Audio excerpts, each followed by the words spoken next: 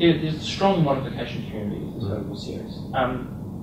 What have you done to incorporate them? Have there been any measures or moves towards opening it up for modification in the future? Yeah, this is an interesting question, because the way that modding works with, first off, modding is a massive part of the Total War experience and of our fan base. You know, we know that we owe a lot to modders. They extend the lifespan of our game, basically, and that's the long and short of it. You know, they create fantastic conversions, they create fantastic additions, and all of these things keep people having a different and more experience, you know, a more advanced experience of our games. So we greatly prize the mod community. That's the start. Second, a lot of people will say that because we don't release mod tools specifically for our games, like, you know, say Empire, or indeed in this case Napoleon, aside from the unit editor and things like that, that therefore we don't support modding, right?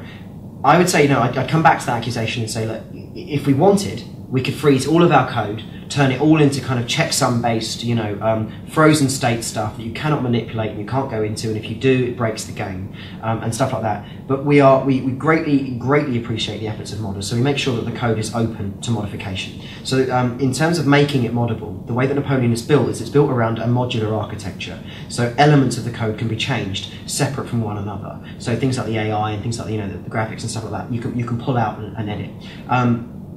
We kind of let the mod community work in two phases, in as much as it's just as much a focus for the mod community to create tools as it is a focus to create new units or new effects or total conversions. It's important to say that there are a lot of programmers out there, as well as artists and as well as others, who want to get stuck in to actually creating tools and stuff that work with the code, unpacking the files, you know, where to go for this and how to check that, execute a bit out, and all the rest of it. So we basically create the code in a way that it's amenable to do that. A lot of people have said, you know, since we've begun doing DLC and begun using Steam, there's been a concern in the mod community that, oh, that means that's it, that's the end of modding, because if they want to sell DLC, then they're going to have to stop people creating mods. Again, it's a cooperative, not a competition. Everything modders do adds to our game. You know, so if those guys create something, it means that our users get to enjoy it. So we don't wall our code off at all. In terms of DLC, it's optional. So, you know, if players want it, they buy it. If they don't want it, it's okay. Don't get it. I mean, you know, we put effort into it, so please do. But otherwise, you know, it's your choice.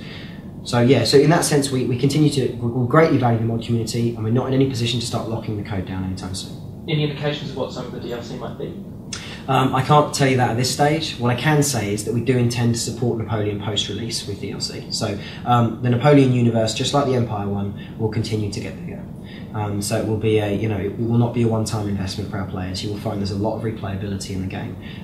In addition to that, some of the new modes that we've stuck in will add to the gameplay experience over time. So things like the drop-in battles will mean that you can play your campaigns and have friends and enemies jumping in and playing the battles of your single-player campaign against you, meaning that obviously you retain that sense of individual story, that narrative that's just yours, but at the same time you're being affected by the actions of other players in battles on the map. So we make sure that kind of stuff is still there.